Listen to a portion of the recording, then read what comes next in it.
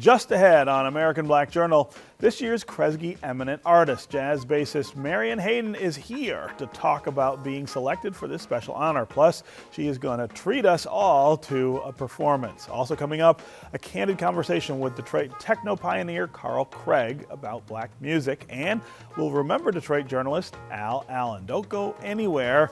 American Black Journal starts right now.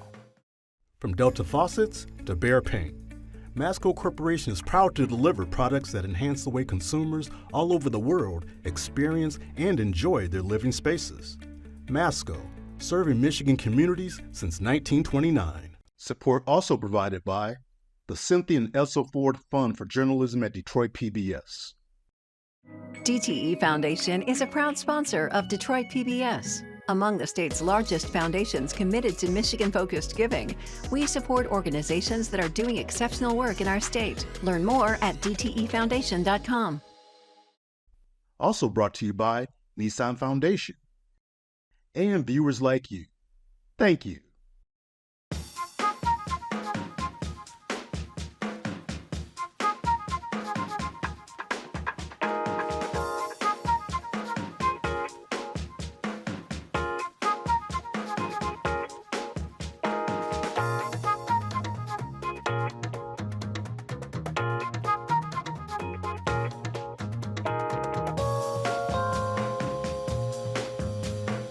Welcome to American Black Journal. I'm your host, Stephen Henderson. My first guest was just named this year's Kresge Eminent Artist. Award-winning jazz bassist, composer, and educator Marion Hayden is the recipient of what's considered Metro Detroit's highest arts honor. Her award includes $100,000 from the Kresge Foundation.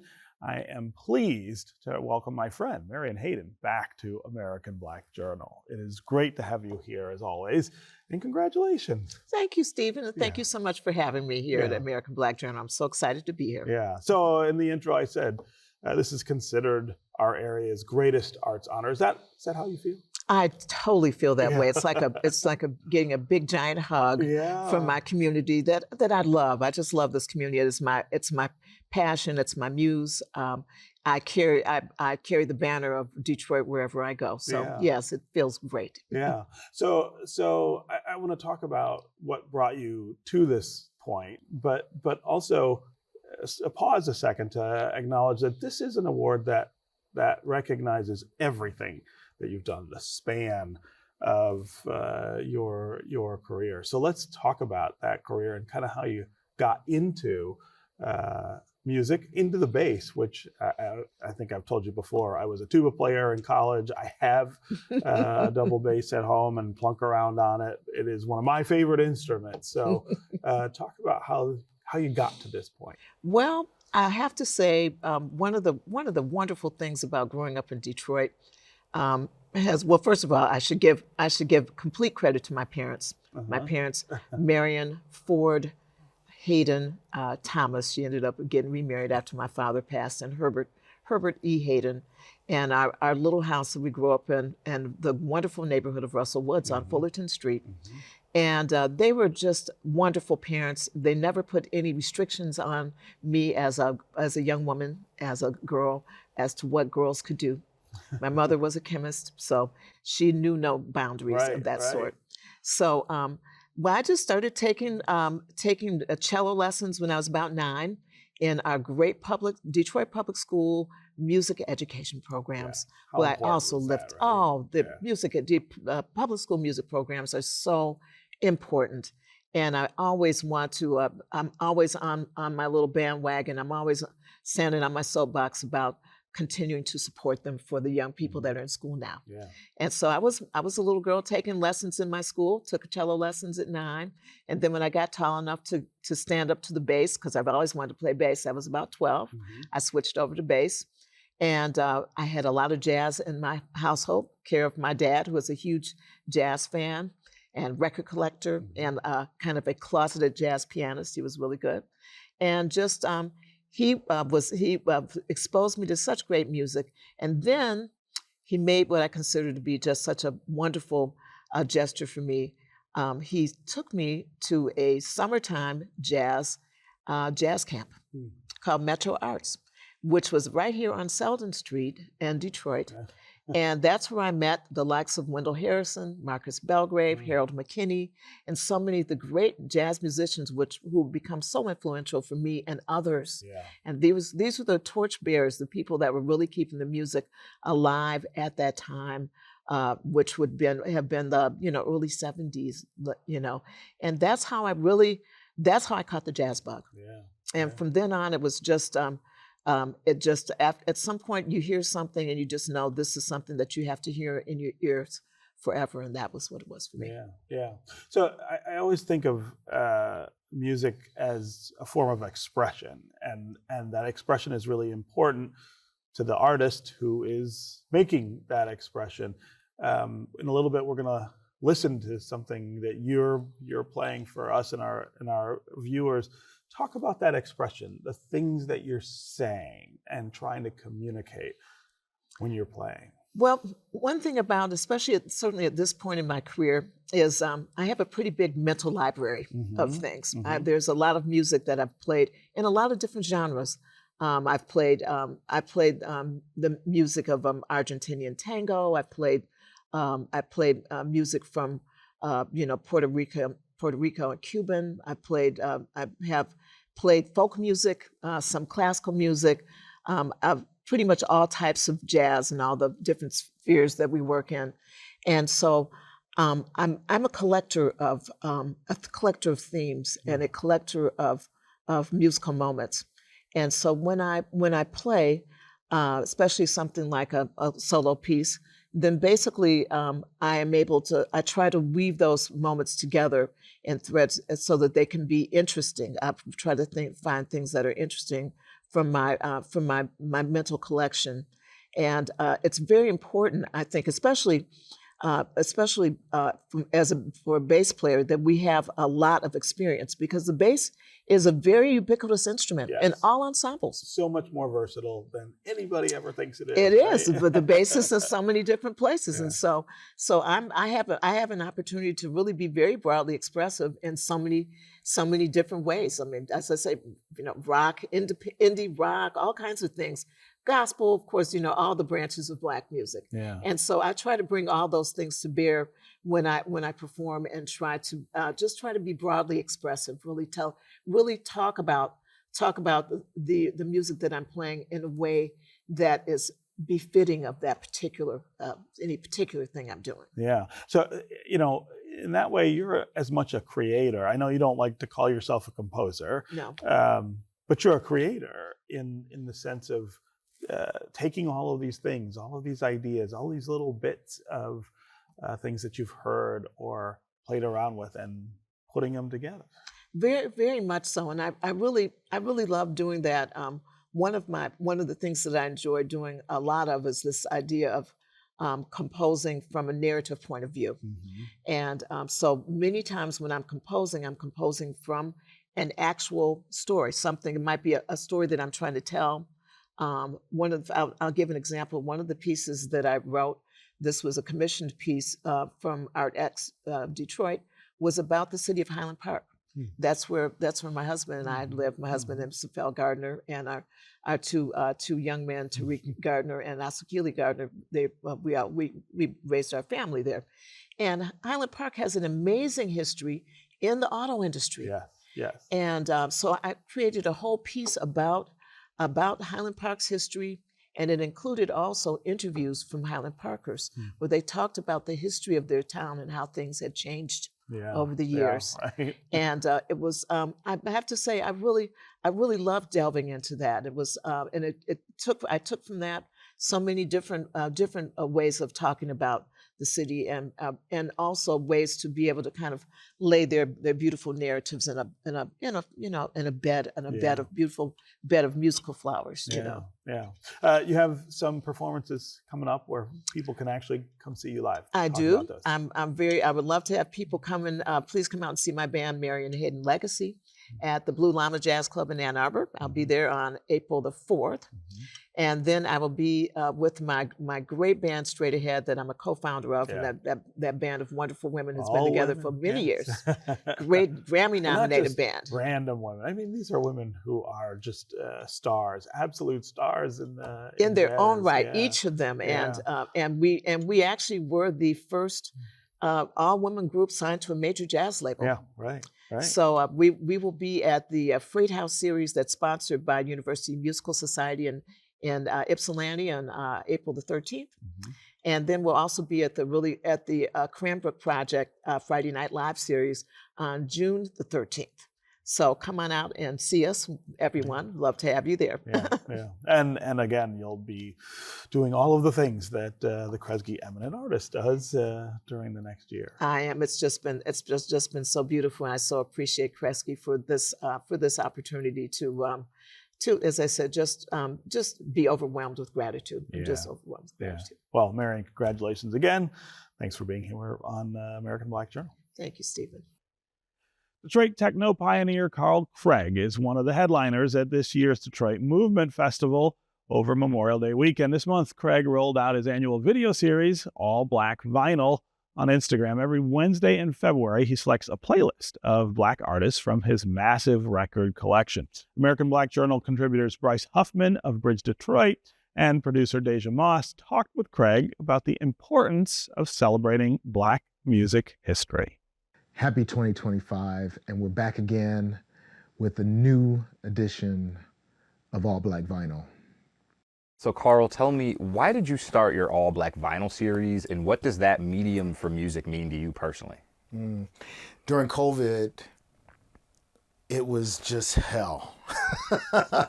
And, everybody was doing streaming, but not really streaming with meaning. Of course, George Floyd and all the things that were going on at that time had such a big impact.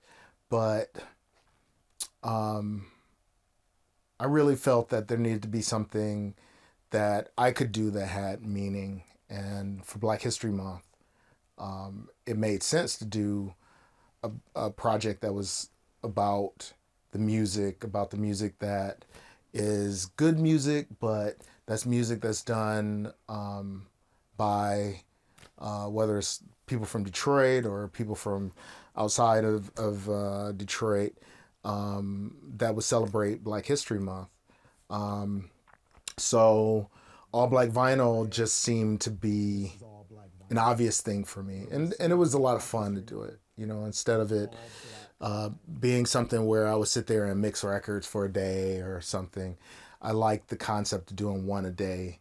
And I got so many people from not only inside of the United States, but outside of the United States that were looking forward to seeing the next day that I would do a post. Yeah, there's Miles up there.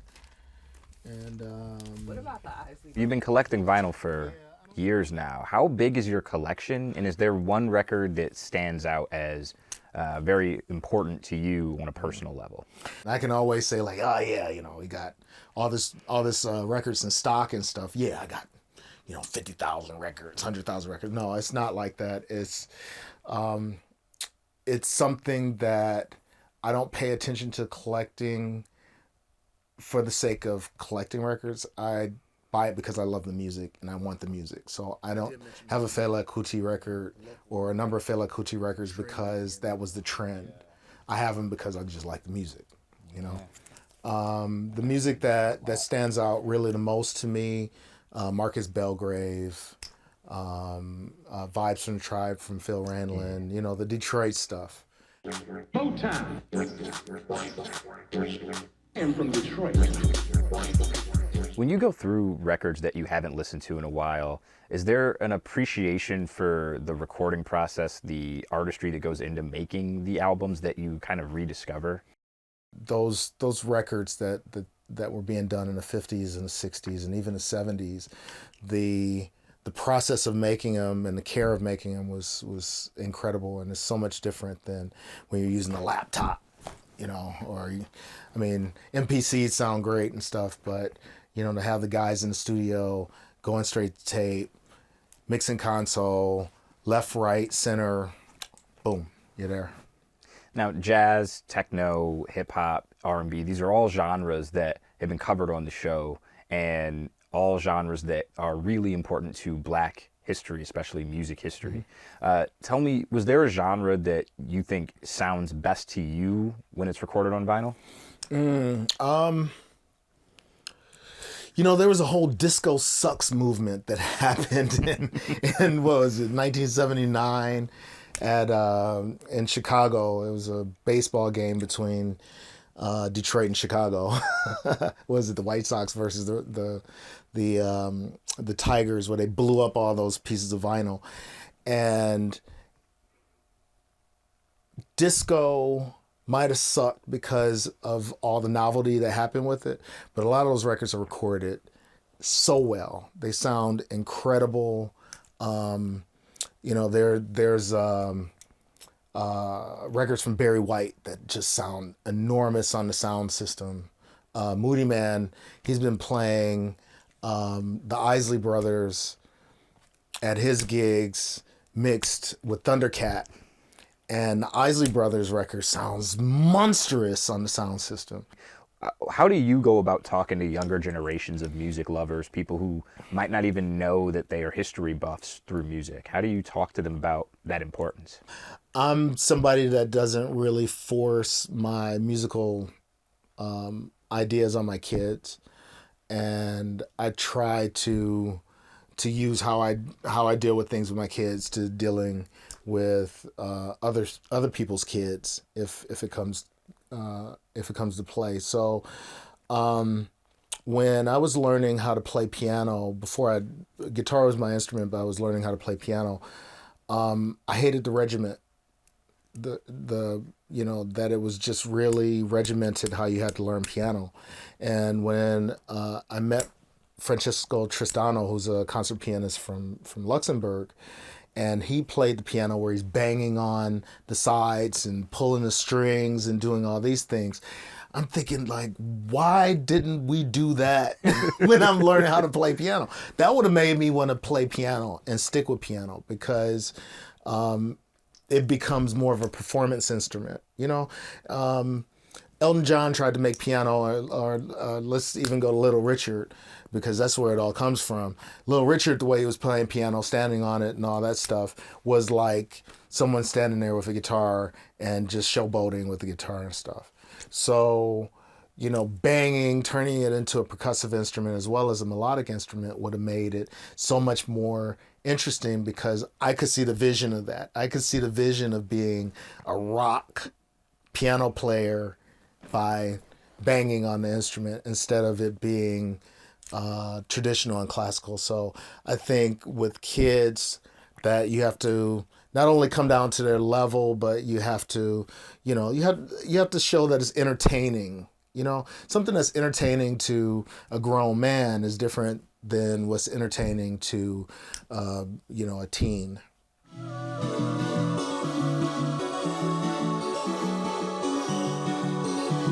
As a lifelong student of Black history, is there any record or group of records that you think newcomers to this history just have to listen to fully appreciate the strides that have been made? You got to go to the roots. With Black music, you have to listen to Billie Holiday. You know, you have to hear Strange Fruit. You have to hear the political records, the Nina Simone stuff. You have to know that music in the same way that you have to know Elvin Jones's records, or Count Basie, or Duke Ellington, or Miles Davis, or going into the blues of Muddy Waters and Howlin' Wolf. You have to go all the way down through it. You have to understand why shiny suits were worn on stage. You have to understand the Chitlin circuit. You have to understand why James Brown got on because he was impersonating Little Richard. You know, it's like the knowledge and the history is really important to be able to pour into modern music, because the blues is the music that has always dominated, you know, American music from the time it was race music. You know, These are important milestones. They're like little flags. They're everything.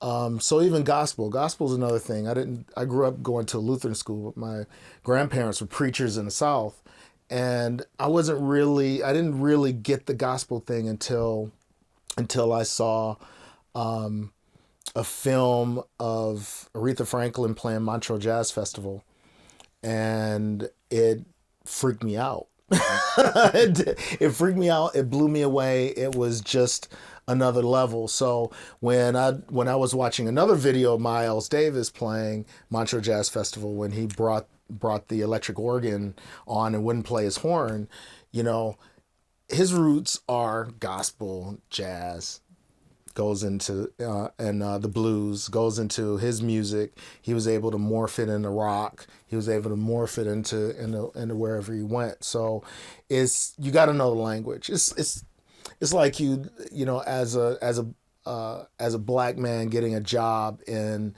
Google or something, you have to understand the language that the people are talking, within your environment in order to be able to advance.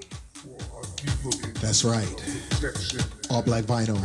Once again, enjoy yourselves. We want to take a moment now to acknowledge the recent loss of a Detroit broadcasting legend. Award-winning reporter Al Allen passed away this month at the age of 79. His long career as a radio and television journalist ended in 2012 when he retired from Detroit's Fox affiliate, WJBK, after spending nearly 3 decades there. He was a guest here on American Black Journal in 2018 after releasing his memoir titled We're Standing By. You got into radio before TV. A lot of people don't understand you weren't always the guy on Fox 2 in the morning on TV. Talk about how you went into radio first and what you did there, how you made the transition to television. I tell interns this, and you know this industry that we're in, because you were in print and I was in broadcast. It is not easy. You knock on the door, ring the doorbell, or pick up a phone. No, they're not concerned about you. We're not hiring today. You don't have any experience. So I did. I got my start in radio. Little Rock, Arkansas at KOKY was my first radio station. I was the news director. I mopped floors, I washed windows, and was on the air too as well. I worked with a guy. Wait, you cleaned up and oh yes, you did everything. You getting your start. And I worked with a guy named Jocko Smith. Okay. He was nationally known because he coined the phrase soul music as dirty, filthy black music. And everybody said it. And that's what he coined, that's soul music. Wow. So I worked with some of those. I worked at WGPR in Detroit. We came to Detroit, I worked at GPR. And I worked at JLB twice. When it was AM. When it was AM. Oh, don't talk about that. We laughed when they said we're going to switch from AM to FM. And we said, FM, that's not going to work. Nobody's going to listen. Well, we were wrong. Al Allen was inducted into the Michigan Journalism Hall of Fame in 2021. We thank him for his dedication to his craft and for the legacy he leaves in broadcast journalism. That's going to do it for us this week. We're going to close with a performance from Marion Hayden, the 2025 Kresge Eminent Artist. You can find out more about our guests at AmericanBlackJournal.org, and you can connect with us anytime on social media. Enjoy, and we'll see you next time.